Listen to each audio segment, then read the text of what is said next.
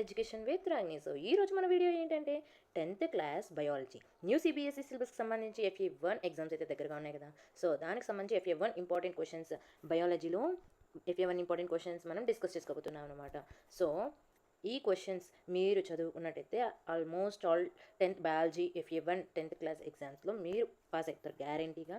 So first time నా videos visit చేస్తున్నట్టయితే please subscribe చేసుకోండి అండ్ నా వీడియోస్ని స్కిప్ చేయకుండా లాస్ట్ వరకు చూసిన తర్వాత మీకు ఏమైనా డౌట్స్ ఉన్నట్టయితే కామెంట్ బాక్స్లో పిన్ చేయండి, నేను రిప్లై ఇవ్వడానికి ట్రై చేస్తాను. అండ్ సో ఈ వీడియో ఎవరికైనా ఉపయోగపడేట్లయితే మీ ఫ్రెండ్స్కి షేర్ చేయండి. So let's go to the video. So first FE1 important questions in బయాలజీలో FE1 ఇంపార్టెంట్ క్వశ్చన్స్ ఏవి ఉన్నాయి, 2 మార్క్స్ కావచ్చు 4 మార్క్స్ కావచ్చు అన్న విషయాన్ని అయితే తెలుసుకుందాము. 1 మార్క్ క్వశ్చన్స్ మీకు కావాలంటే మీరు కామెంట్ బాక్స్లో పిన్ చేయండి ఎవరెవరికి 1 మార్క్ క్వశ్చన్స్ కావాలి అన్న విషయాన్ని. నేను వచ్చిన కమెంట్స్ని బట్టి నేను 1 మార్క్ క్వశ్చన్స్ వీడియోని కూడా పోస్ట్ చేస్తాను. సో 2 మార్క్స్ క్వశ్చన్స్ చూసినట్టయితే what is the role of saliva in the digestive food system, అంటే ఫుడ్ డైజెషన్లో సలైవా యొక్క రోల్ ఏంటి అన్నది ఒక క్వశ్చన్ అనమాట. సో నేను ఇచ్చిన ఇన్ఫర్మేషన్ రాస్తే కూడా చాలు, మీకు ఈ మార్క్స్ అనేవి గ్యారంటీ వస్తాయి అనమాట. సో నేను క్వశ్చన్స్ మాత్రమే చదువుతాను, ఇక్కడ ఆన్సర్స్ కూడా మీకు ప్రొవైడ్ చేస్తానమాట. సో నేనైతే ఓన్లీ క్వశ్చన్స్ మాత్రమే చదువుతాను. అండ్ ఈ యొక్క PDF ఏదైతే మీకు కనిపిస్తుందో ఈ PDFని నేను కమెంట్ బాక్స్లో పిన్ చేస్తాను, మీరు అక్కడికి వెళ్ళి ఈ PDFని మీరు డౌన్లోడ్ చేసుకోవచ్చు. సో నెక్స్ట్ సెకండ్ క్వశ్చన్ వచ్చినట్టయితే what are the necessary conditions for autotrophic nutrition and what are its byproducts, అంటే ఆటోట్రాఫిక్ న్యూట్రిషన్ జరగడానికి ఒక కండిషన్స్, ఏ కండిషన్స్ ఉండాలి, ఏ ప్రోడక్ట్స్ అనేవి ఉపయోగిస్తారు, అంటే ఏ ప్రోడక్ట్స్ నెసెసరీ అవుతాయి అన్న విషయాన్ని ఇది ఒక క్వశ్చన్. అండ్ వాటిలో వచ్చే ప్రోడక్ట్స్ అంటే ఆక్సిజన్ కావచ్చు, ఎనర్జీ, కార్బోహైడ్రేట్స్ కావచ్చు, ఇవన్నీ బై ప్రోడక్ట్స్ అనమాట. ఈ బై ప్రోడక్ట్స్ ఏంటివి అన్న క్వశ్చన్ అయితే ఒకటి. And next what is the role of acid in our stomach, మన స్టమక్లో హైడ్రోక్లోరిక్ యాసిడ్ రిలీజ్ అవుతుంది కదా, హైడ్రోక్లోరిక్ యాసిడ్ యొక్క రోల్ ఏంటి మన స్టమక్లో అన్న విషయాన్ని అయితే ఇక్కడ ఈ క్వశ్చన్ అనమాట. So hydrochloric acid gastric glands ద్వారా రిలీజ్ అవుతుంది స్టమక్లో. ఇది అసిడిక్, అంటే ఈ HCl ఏదైతే ఉందో అది అసిడిక్ మీడియంని మన డైజెస్టివ్ సిస్టంలో, అంటే మన స్టమక్లో అసిడిక్ మీడియంని క్రియేట్ చేస్తుంది అనమాట. అది కూడా ఎందుకు, ఫుడ్ డైజెషన్ కోసం. It also kills the bacteria present in our food అనమాట. ఫుడ్లో ఉన్న బ్యాక్టీరియాని కూడా కిల్ చేస్తుంది అనమాట. సో నెక్స్ట్ క్వశ్చన్ చూసేసరికి what is the function of digestive enzymes, ఏవైతే డైజెస్టివ్ ఎంజైమ్స్ ఉన్నాయో ఆ డైజెస్టివ్ ఎంజైమ్స్ యొక్క ఫంక్షన్ ఏంటి, ఇది నెక్స్ట్ క్వశ్చన్ అండి. సో డైజెస్టివ్ ఎంజైమ్స్ అనేది బయాలజికల్ క్యాటలిస్ట్, అంటే బయాలజికల్గా క్యాటలిస్ట్స్ అంటే ఒక వర్క్ జరగడానికి ఎంకరేజ్ చేయడానికి ఉపయోగపడే వాటినే క్యాటలిస్ట్స్ అంటారు.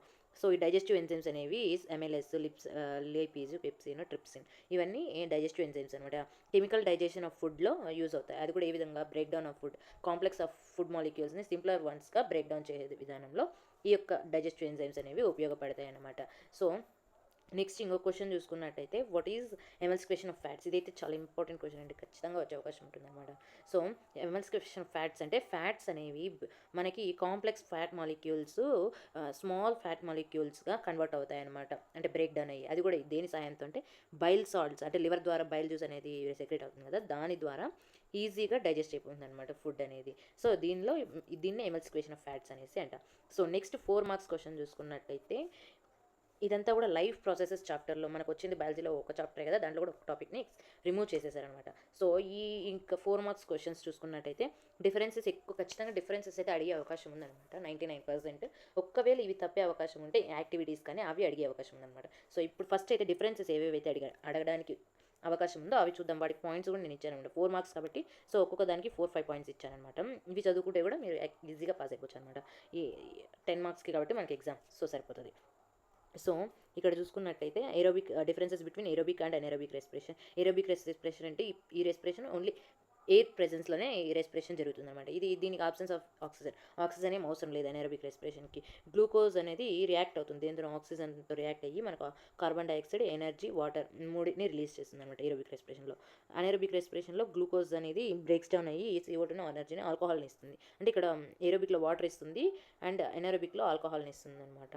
So more energy is released aerobic రెస్పిరేషన్లో 36 to 38 ATP రిలీజ్ అవుతుంది అనమాట.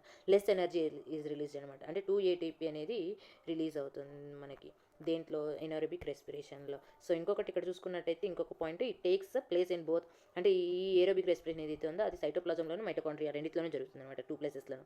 అండ్ ఎనరోబిక్ రెస్పిరేషన్ ఓన్లీ సైటోప్లాజంలో జరుగుతుంది అనమాట. గ్లూకోజ్ అనేది కంప్లీట్లీ ఆక్సిడైజ్ అవుతుంది ఏరోబిక్ రెస్పిరేషన్లో. అనెరోబిక్ రెస్పిరేషన్లో ఇన్కంప్లీట్, అంటే ఆక్సిడేషన్ పూర్తిగా అవ్వదు అనమాట, glucose oxidation. So second question చూసుకున్నట్టయితే డిఫరెన్సెస్లో what is the difference between xylem and phloem అనమాట. జైలం అనేది ఓన్లీ వాటర్ని అండ్ మినరల్స్ని మాత్రమే ప్లాంట్స్కి ట్రాన్స్పోర్ట్ చేస్తుందనమాట. అదే ఫ్లోయమ్ అయితే ఆర్గానిక్ మెటీరియల్స్ ఏవైతే ఉన్నాయి ఫుడ్ అనేది దాన్ని ట్రాన్స్పోర్ట్ చేస్తుంది. జైలం అనేది వెజల్స్ని, ఫైబర్స్ని అండ్ ట్రాకియర్స్ని కంటైన్ అయి ఉంటుంది. ఫ్లోయమ్ అనేది phloem fibres, sieve tubes, sieve cells, phloem parenchyma and companion సెల్స్ని కంటైన్ అయ్యి ఉంటుందన్నమాట.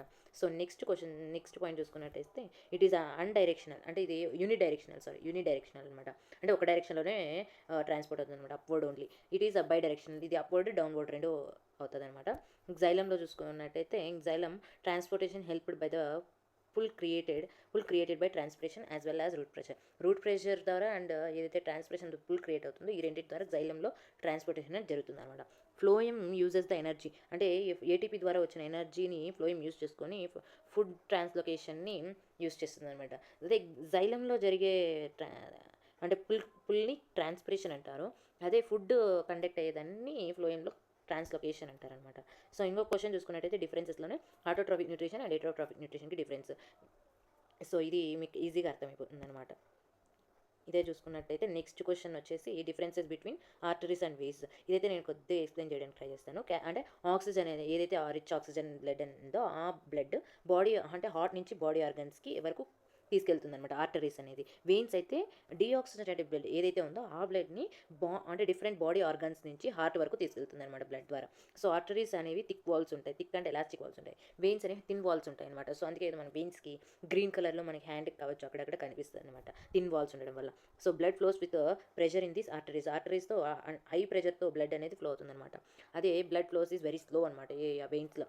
వాల్వ్స్ ఆర్ ఆబ్సెంట్ ఆర్టరీస్లో, వాల్వ్స్ ప్రెజెంట్ అయి ఉంటాయి అనమాట ఆర్టరీస్లో. అది కూడా ఎందుకంటే prevent the backward flow of blood. So ఇవి డిఫరెన్సెస్లో కావచ్చు. ఏదో ఒక దాంట్లో ఒక క్వశ్చన్ అయితే అంటే రెండు చాయిస్ ఉంటాయి, మీకు ఏదైతే ఈజీ ఉంటుందో అది మీరు అటెంప్ట్ చేయొచ్చు అనమాట. చూసుకున్నట్టయితే యాక్టివిటీస్లో how can you prove that chloroplast are necessary for photosynthesis, ఇది ఒక క్వశ్చన్. అండ్ ఇంకొక క్వశ్చన్ చూసుకున్నట్టయితే experimentally prove that carbon dioxide is necessary for photosynthesis, ఈ క్వశ్చన్ అంటే ఈ యాక్టివిటీ ఒకటి. అండ్ నెక్స్ట్ ఇక్కడ వచ్చేసి prove that the air we exhale during respiration contains more CO2, అంటే మనం ఏదైతే ఎక్స్హెల్ చేస్తామో ఆ ఎయిర్లో ఎక్కువ CO2 ప్రెజెంట్ అయ్యి ఉంటుంది అన్న విషయాన్ని మనం ఈ యాక్టివిటీ ద్వారా చేయాలన్నమాట. ఇంపార్టెంట్ క్వశ్చన్స్ అన్ని మీకు ఎవరికైతే 1 మార్క్ క్వశ్చన్స్ కావాలి అని అనుకుంటున్నారో వాళ్ళు కమెంట్ బాక్స్లో పిన్ చేయండి. నేను ఇంపార్టెంట్ 1 మార్క్స్ క్వశ్చన్స్ కూడా ఇవ్వడానికి ట్రై చేస్తాను. మనకి యాక్చువల్గా ఎగ్జామ్ ప్యాటర్న్ ఎలా ఉండే అవకాశం ఉంటుందంటే 1 మార్క్ అంటే 10 మార్క్స్కే కదా ఎగ్జాము, బయాలజీ కానీ ఫిజికల్ సైన్స్ కానీ. సో బయాలజీ 1 మార్క్ క్వశ్చన్స్ 2 ఉండే అవకాశం ఉంది, 2 మార్క్స్ క్వశ్చన్స్ 2 ఉండే అవకాశం ఉందన్నమాట. సో ఇవి 2 మార్క్స్, ఇవి మొత్తం 4 మార్క్స్, 6 మార్క్స్ అనమాట. ఇంకొక 1 4 మార్క్స్కి చాయిస్ ఉంటుంది మనకి. ఎక్స్పెరిమెంట్ కావచ్చు, డిఫరెన్సెస్ కావచ్చు, చాయిస్ ఉంటుంది. సో మీకు ఇప్పుడు నేను 2 మార్క్స్ 4 మార్క్స్ క్వశ్చన్స్ అయితే ఎక్స్ప్లెయిన్ చేశాను అనమాట. సో 1 మార్క్ క్వశ్చన్స్ ఎవరికైతే కావాలనుకుంటున్నారో వాళ్ళు కామెంట్ బాక్స్లో పిన్ చేయండి. సో నేను ఆ వీడియోని చేయడానికి ట్రై చేస్తాను. So thank you for watching. Please మీకు ఈ వీడియో నచ్చినట్టయితే ప్లీజ్ సబ్స్క్రైబ్ చేయండి అండ్ మీ ఫ్రెండ్స్కి ఉపయోగపడేటైతే ప్లీజ్ షేర్ చేయండి అండ్ మీకు వీడియో నచ్చినట్టయితే లైక్ చేయండి. Thank you.